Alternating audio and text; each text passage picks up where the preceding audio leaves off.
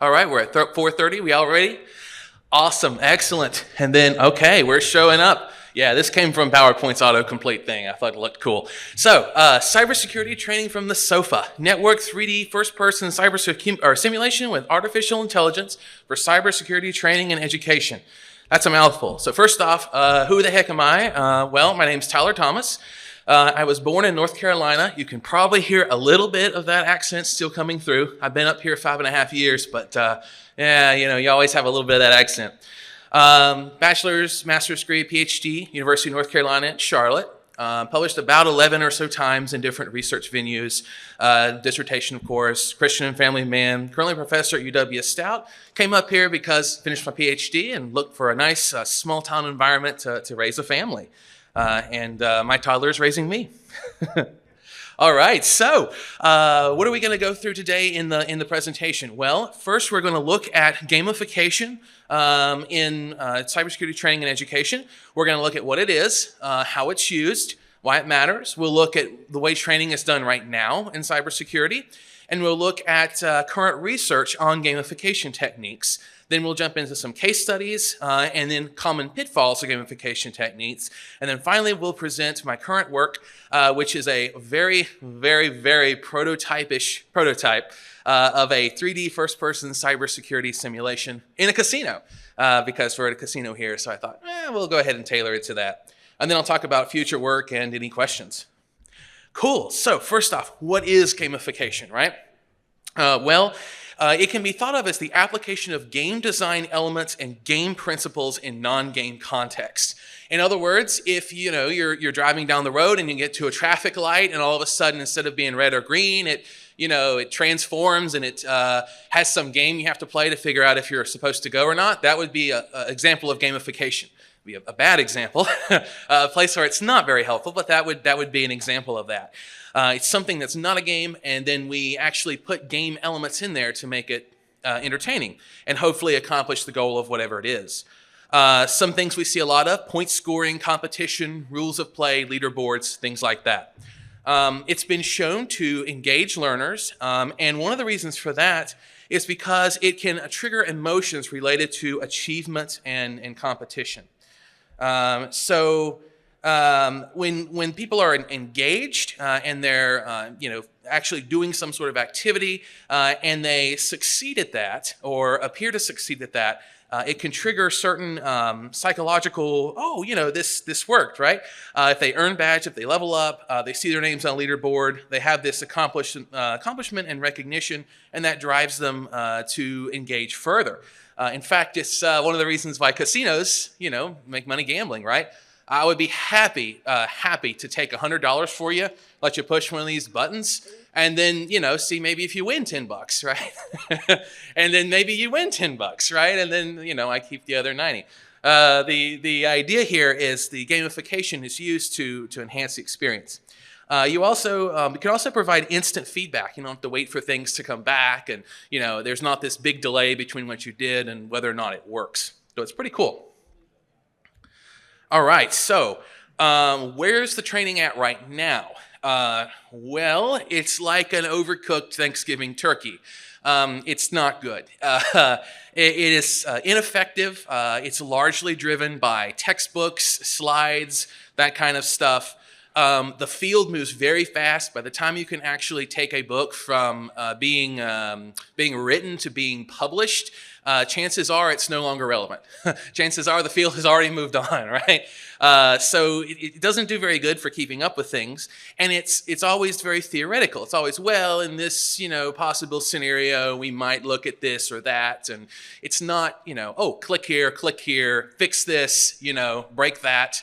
Try to unbreak that because we weren't supposed to break that. It's not so much of that. And the gamification kind of allows space for that. It allows space to do these things and to succeed or fail. So obviously engagement and retention can be challenging with current tools. Notes, textbooks, that's not how you actually do it in the field. Gamification may help tremendously with this. Right now, we have some gamification already being used in cybersecurity. That comes largely through those capture the flag competitions. I won't go into a lot of detail here since this is a hacker conference, so capture the flag is kind of like what we do. But basically, you sit down to a competition, try to hack into something or protect something from being hacked. Okay, the flag, and it's a gamified scenario. There's also various cyber ranges that exist that have these very tailored scenarios, which research has shown are very effective for teaching. The only problem is they're expensive. Somebody has to make said range. Somebody has to develop said stuff. And then there are actually some cybersecurity escape rooms, board games, online quizzes, that kind of stuff, which use this to a lesser degree. So that's the current state of gamification in cybersecurity. Now, what does the actual research say about gamification and gamification in cybersecurity if it mentions that? Research shows that there's a significant increase in engagement among learners that participate in gamified activities. It also shows retention rates are higher than conventional methods. It shows that when learners they actually go through these things, they have more proficiency with the material that they learn. It's been shown that it helps with the acquisition of practical skills, which is kind of common sense, but it's good to have a paper behind it. And then also shows that it can actually cater to various learning styles. Again, it has to actually be developed. It's not cheap, but it can cater to various learning styles. We also have some case studies as well, and these numbers will correspond to the references at the end if you want to see the studies. But we have seen that improvements in cybersecurity behaviors followed gamified training from 2 different studies.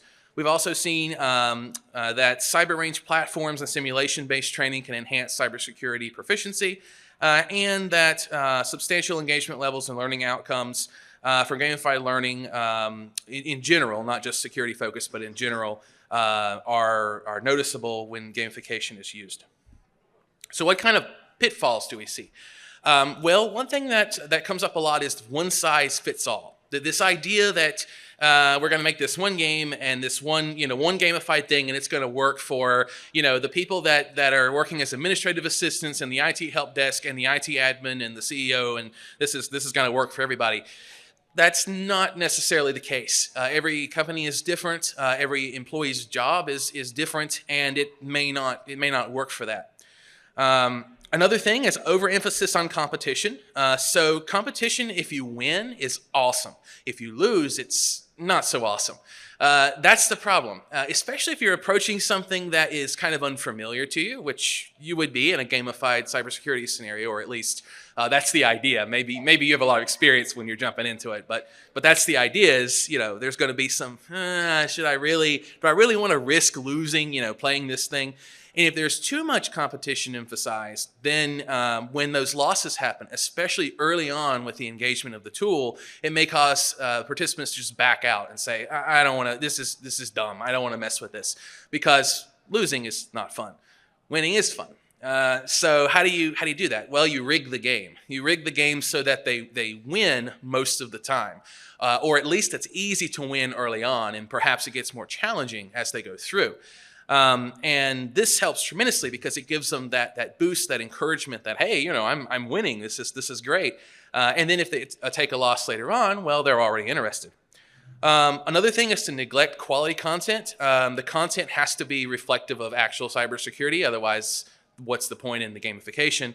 But then it has to also be fun. If it's not fun, it's not really a game. So you have all of these things that have to really, you have to avoid in order to deliver an actual gamified experience that works. So with that, jumping on to my work. What am I doing now? Well, my primary job is to teach and do a little bit of research. And the current research that I'm doing is working on a 3D first-person simulation with the purpose of cybersecurity education. It is very prototypey right now. You're about to get a first public look at this thing. It has not been demonstrated anywhere before, with the exception of if you were using some sort of an HTTP scanner and did like a brute force attack on my site, you might would have found the actual file that I put here last night. If you're doing that, please let me know and let the FBI know. That's if you're using those tools in that setting. But it's being this is the first public showing of this. The motivation here is to see if this interactive learning, problem solving leads to adaptability and engagement among those that use it. So the current prototype, as I mentioned very, very early, it's made in Unreal Engine 5. So if this laptop appears to take off like a jet engine once I start presenting, you know why. Unreal Engine 5 is the largest game engine, or I shouldn't say largest, it has the most users and the most games have been made with Unreal Engine as opposed to any other commercial game engine. So it's really good at 3D visualizations. It's really good at physics, that kind of thing, which is great if you're making a gamification experience. The player will assume the role of a casino owner, and they encounter scenarios as in-game projected text. So they'll be fully immersed in the game world, but then they'll actually see these decisions that come up, and then the player will make a decision based on what they see. And they go through several series of that. There's always a low cost, medium cost, and high cost option available for each scenario the player encounters. The information is intentionally a little bit limited because it's trying to show a certain amount of information they may have and then a certain set of decisions they can make with limited information. Player then actually physically finds and discovers the next scenario in the game world. So it's again, it's very bare bones right now, but we'll do some research and see if it actually works as a concept. It's about 3 gigabytes. You can get it at that URL, assuming that the connection holds up and you have enough bandwidth for it. I've got it pulled up here as well. So without further ado, let's take a look. All right, now I'm just going to play it straight here in the actual game engine, because if we have time, I'll might go through some of the blueprints and kind of show what making this kind of thing in Unreal looks like. All right, so here we are. So I am now in the casino playing as the player, and here we have a nice prop here. He doesn't move; he's just there, so it's not completely devoid of people. And as we're walking around, we're like, this is an interesting casino. We see something that stands out. We see this blue thing here. And there's this floating text that's up over. This is rendered in 3D space. And one of the things we're actually interested in is, is this useful to render these type of decisions in this way? Or does it make more sense just to have plain old, menus not submersed in the game world? But what gamification tells us is this may actually be quite effective here for engaging the user further. Studies will show if it is or not. And the guy says, hey boss, I was thinking it might be a good idea to lock the vault door with all the gold in it. Occasionally, or at least keep it closed. What do you think? This is our first one, so this is pretty simple. Now here we see a green orb down here made to get our attention, and it says, you know what? It's fine, nothing's happened before. The vault's a long walk from the main door. Nobody's going to walk that far for gold, because who wants that, right? And then we see a yellow one, and the wording's a little different. That's a good point. We'll purchase decent locks and install security cameras. Okay. And then we discover a red one. This is critical resource, will spare no expense, install state-of-the-art locking mechanism, use 2-person time locks, install quality card readers and retina scanners, require triple factor authentication, then it specifies the types, a limited authorization, so on and so forth. And then here I can actually walk in and inspect the vault and see we have some gold and some cash here, which is totally not counterfeit. And then we'll step out here and make a decision. Which one of these is probably smartest in this case? Green, yellow, or red? Green? I'll choose green. Nah, we won't worry about it. Boom. So now I've made a decision. So everything related to this decision is now gone because it's registered the decision. So now we don't have this implemented yet, but what will happen in the future is we'll have a timer that runs, and the timer will every so often reward a certain amount of money. We could call it revenue from the business. We could call it budget allotted for security spending. Doesn't really matter how we process it, but the idea is that the player wins automatically every so long. But then every time they spend money on something, the more expensive the thing is, the more it costs. And then through balancing that, then different attacks will happen. And the goal would be to end the level or end a certain amount of time with the maximum amount of money. So you don't want to overinvest, you don't want to underinvest, and you want to invest in the right things. And of course, this could be tailored, for whatever business you want. I had that vault question here for a casino, but the others are fairly generic. Actually, let me do this one next, the stairs over here. So here we have another decision. Hey there, boss. I was thinking, should we put a password on the Wi-Fi? Yeah, that's probably a good idea. Let's see what our options are. So here we have, Wi-Fi passwords are good. We should configure all of the points. Yellow is basically we should do that, and we should also upgrade our switches and use models that support encryption switch to switch to secure to encrypt that traffic. And we should use a simple network or a transport layer and I guess network layer as well, firewall. And then the red is take it very seriously. We use an AI-powered intrusion prevention system and train it for this network. I'm going to go to the yellow one here. And then, boom, this one is gone. Pretty cool. And then there are 2 more here. Let me go through these. And then we've got some tables here. And then in the back room here, this one, my grandfather once clicked on something he shouldn't have clicked on. That's not a problem we have to worry about. Don't we have people that watch that stuff? Yeah, we do. Yeah, they're called users. So here we have several different options here. Green, basic security training, essentially. Yellow, which is basically that with phishing simulations. And then red, which is we actually do some incident response, threat modeling, things like that. I'll just select this one because it's right there. This one vanishes. And then the last one, here we have the office part of the casino. Talking with one of our casino digital game developers, he was wondering if the code he writes could get hacked. I mean, it can't since it's just code and none of that hacky stuff, right? When you hear these things, it's like, okay, we need to have a conversation. Probably a long one over several weeks. But here we have the green one, which is basically certain secure coding training for developers around cross-site scripting and SQL injection mostly. Yellow, we have same thing, but it will have automated code reviews and vulnerability scans in the software development lifecycle once someone commits code. And then red, they're actually looking at,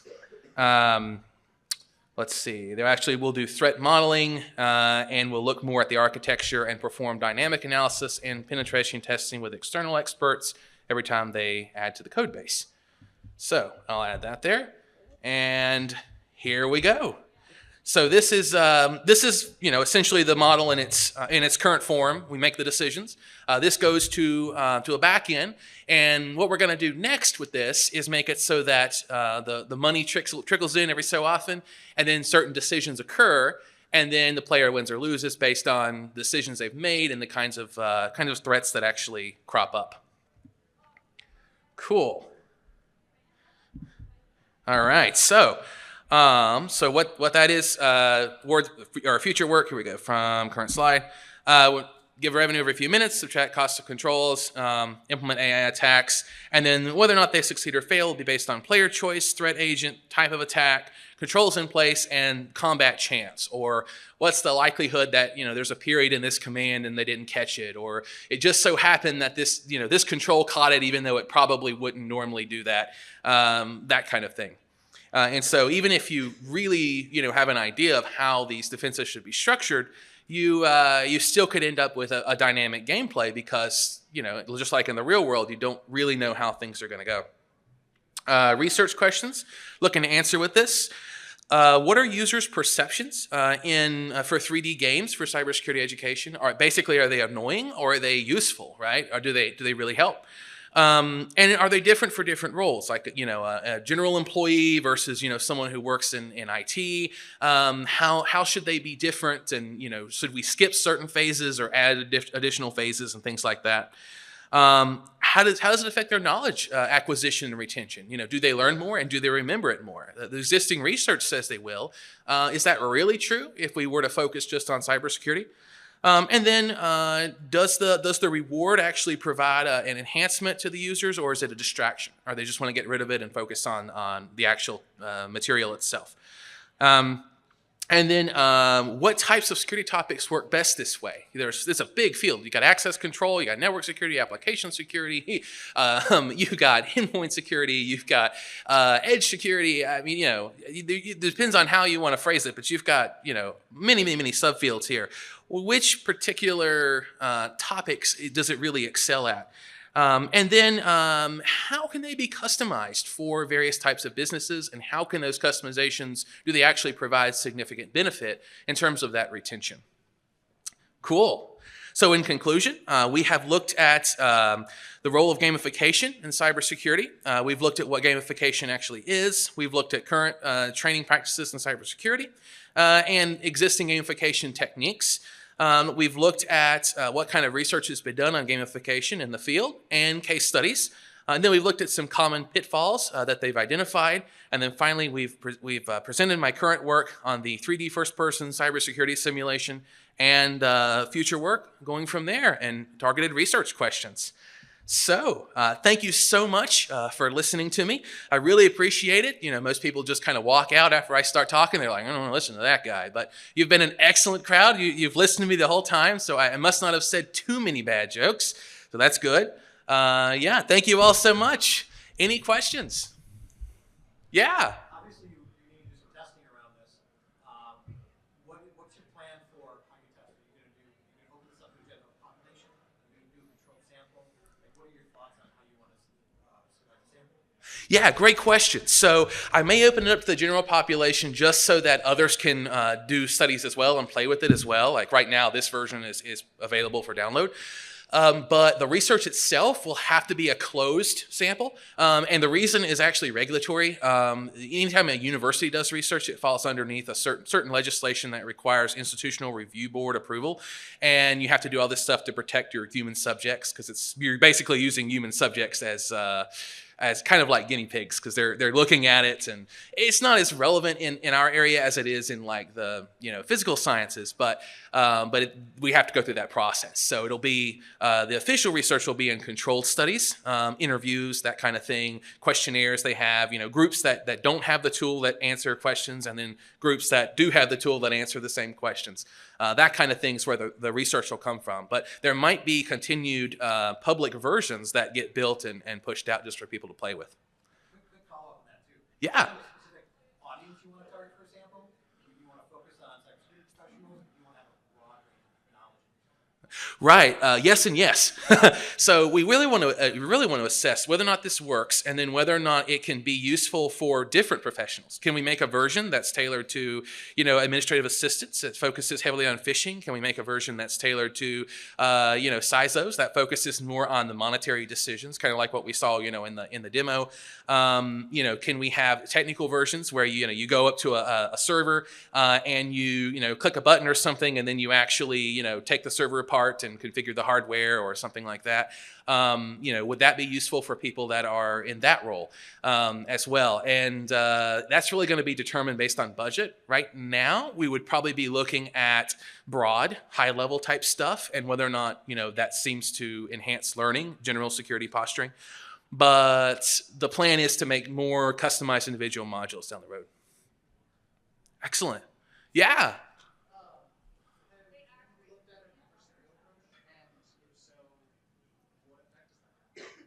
Sorry, have I looked at what? Adversarial approach. So, like in this one, we're sort of taking the opposite of what you have in FPS. We've all played that stealth archer or whatever that's sneaking into a place, and this is an interesting sort of opposite of that. But have you put players against each other or something like that, and then have it? Yeah, absolutely, absolutely. So that's not on the current agenda, only because of monetary and time, right? I would have to make it so that one player assumes the role, and they have menus, and they have options, and they have it would be a lot to set up, but I think it would be absolutely beneficial. One challenge we would have is we might want to encourage the players to interact with an AI opponent, at least at first, because you want them to kind of win early on. You want to rig it so they win. Whereas if it's another human opponent, then they may be kind of doomed from the beginning. If it's a security professional versus someone who isn't, you know how that'll go. But yeah, excellent question. So in other words, you'll have a single-player version and a multiplayer version. Yes, that is the goal. It depends on how much funding there is and how effective the gamification is. We'll start off with a single player version that works with AI, and AI would be essentially throwing up the choices. But absolutely, it would be nice to have that in the future.